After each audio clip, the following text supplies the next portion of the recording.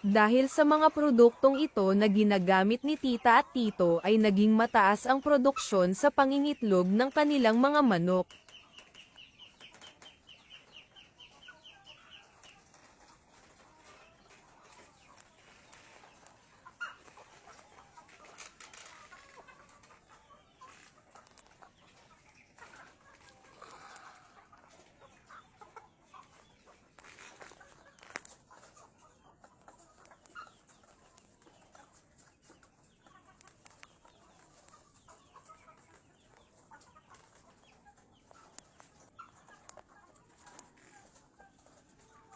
Ito na po, magha-harvest na po ako, ang dami naman ng mga itlog na ito.